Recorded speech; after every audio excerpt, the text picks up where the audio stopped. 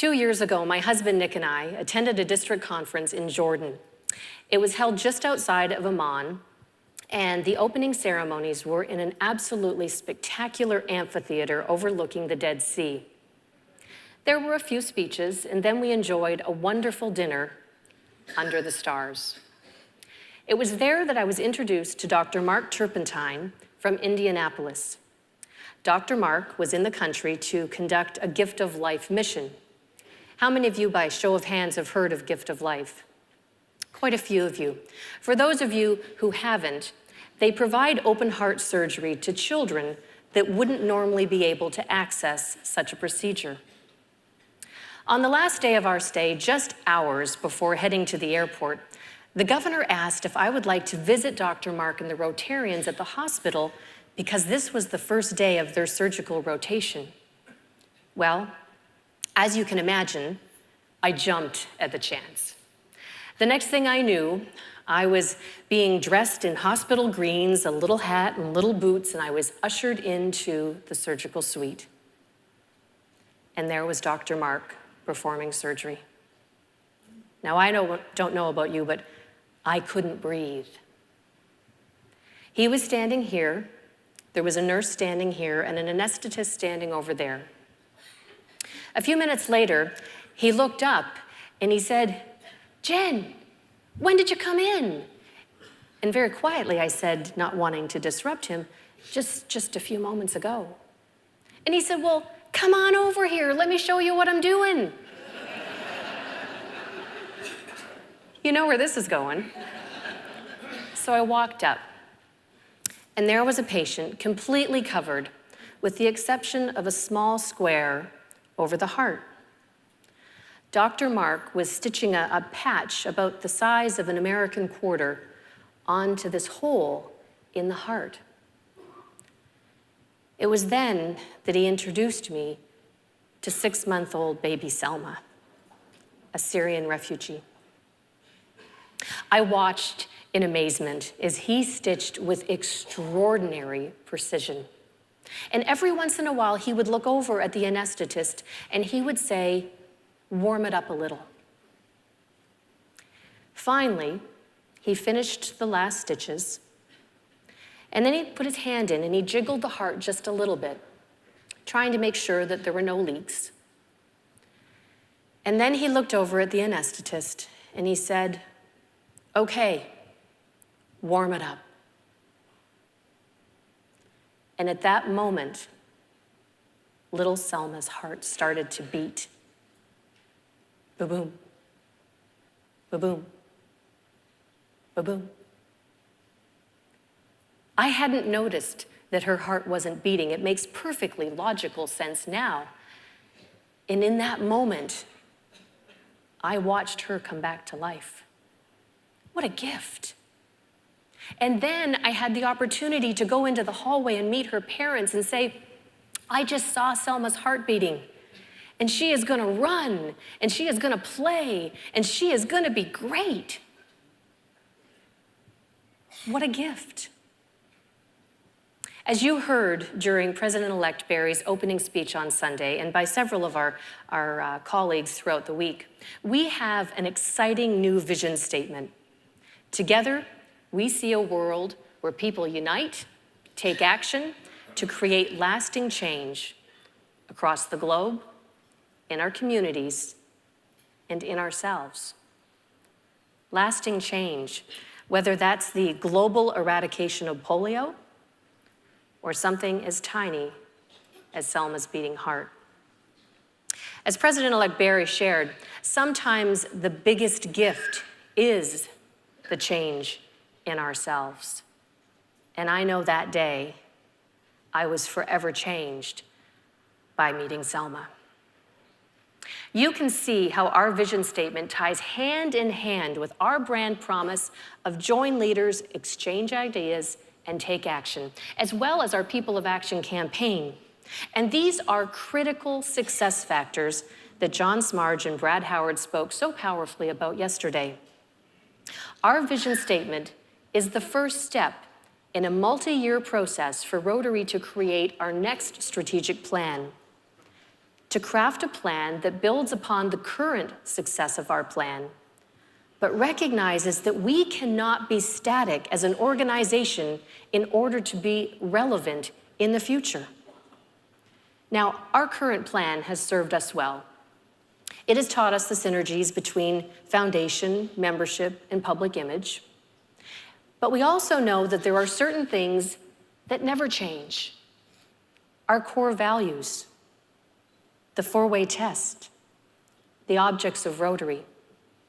But we hold true to these things that define us, but we have to have the courage to take a serious look at how we do our people business differently. The next iteration of our strategic plan needs to be inspirational, but more importantly, aspirational. Where do we want to go? It needs to help us tell our story more powerfully than ever in order to thrive and survive. So, what do we do next? Well, as you know, in order to determine where we need to go, we also need to understand where we've been. That our world does not remain constant, and the way that we view innovation and communication changes daily. Now, that might seem a bit daunting, but when you think about it from a social media perspective, it was only 10 years ago that Facebook exploded into our world. Now, not long ago, I was walking down 57th Street in Manhattan, and I decided that I wanted to call a local friend to have dinner. So I asked Siri on my smartphone to call my friend. I then asked Siri to call the restaurant and to make a reservation.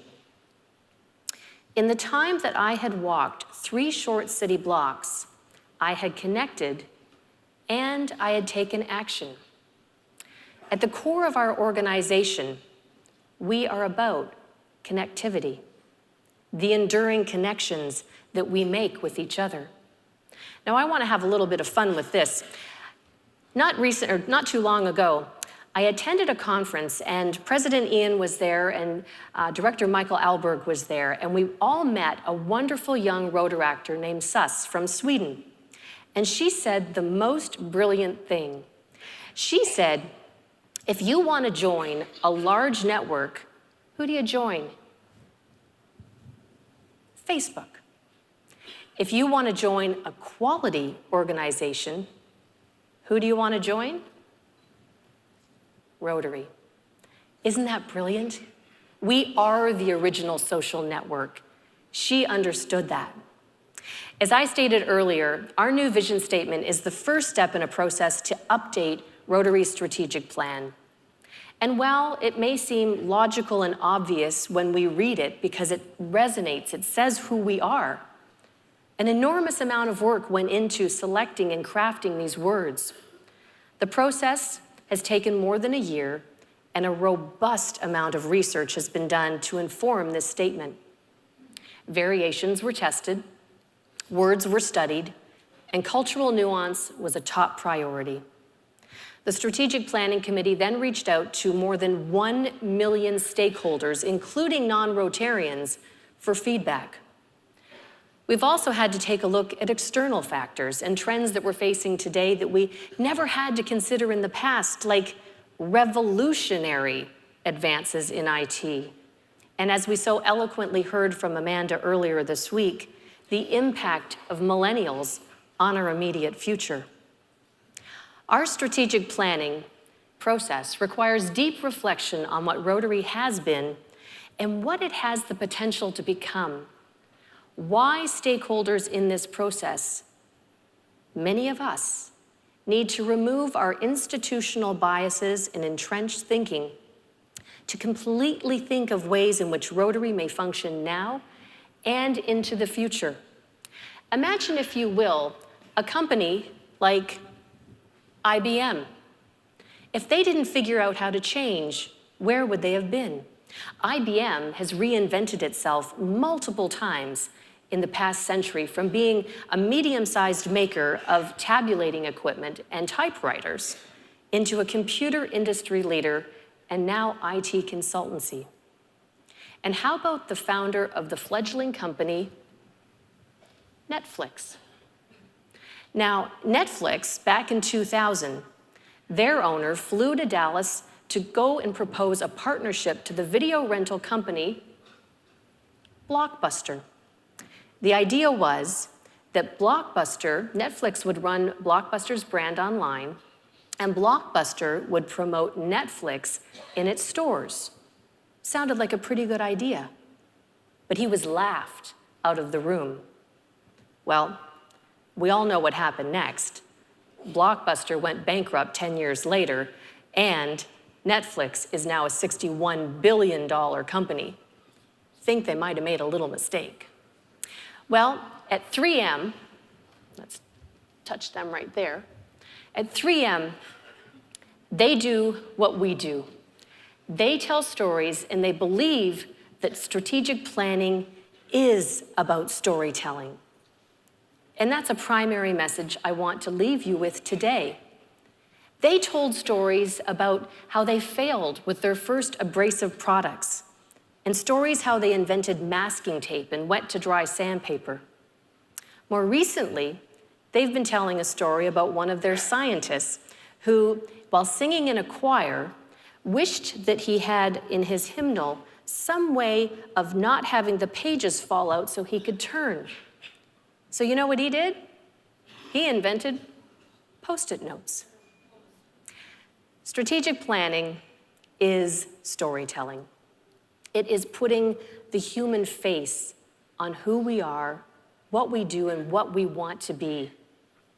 And ladies and gentlemen, that means we have to challenge our imaginations, and we need to dig to find the stories that are relevant in our lives so that we can pass those on to our clubs and to our members. Several years ago, my husband Nick and I, we traveled to a small island to do some volunteer work. Nick is a family doctor, and they asked us to travel to a remote village which was about 3 hours away, so that he could go and visit some of the residents there. They had never really actually had an opportunity to ever see a doctor before. So we agreed readily, and we stepped into this rickety little boat, and we started this journey out over the water. And as we approached the shoreline, something truly magical happened. We could see that it was dotted with people. And as we became that much closer, we could start to see that they were children. And as we became even closer, we could start to see that many of them were wearing tattered t-shirts or clinging on to adult-sized underwear. Every one of them with a distended belly, a sign of what is medically known as kwashiorkor, but to many of us, malnutrition. But you know what? They were kids, and they were playing just like kids everywhere else in the world. They had no idea that there was anything wrong. We set up a small clinic in a building, and the people truly lined up around the building there to see the medicine man. And many, many people filed through that day. And it was interesting because many of them showed the same kinds of symptoms and different ailments that Nick would see in his practice in North America: high blood pressure, diabetes. But there were 2 young men that came in, both probably in their late 20s during the course of that day at differing times, but both presenting with the exact same symptoms. And through a translator, Nick was able to ask them probing questions. And they both talked about how they had a fever. A fever. It was their way of describing pain. And so we asked them, well, when do you have the fever? When don't you have the fever? And the reality was, the only time they didn't have the fever was the once, or maybe twice in a week, that they'd had a meal. They didn't need a diagnosis, they needed food. And I don't tell you this story to make you sad. I tell you this story because I believe that when we tell these stories, it motivates others to take action. And we went home and we told this story.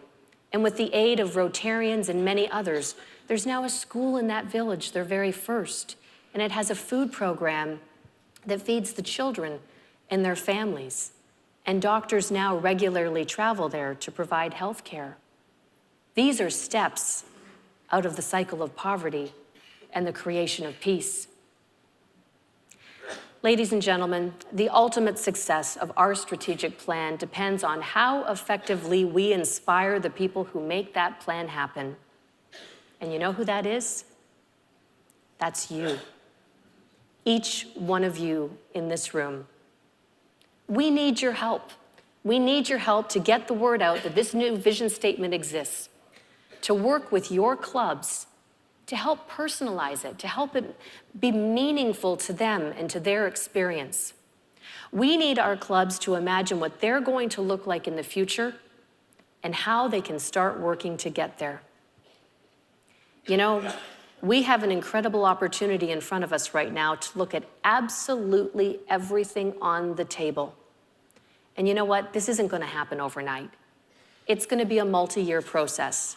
And the next version of our strategic plan will officially launch in the year 2019-2020. And I think that that's really great because perhaps that means we're going to have perfect vision. You are our strategic plan. Your stories are our future. And if one person can create lasting change, unite 1.2 million of us, and we can change the world. Be the inspiration, and thank you for your kind attention.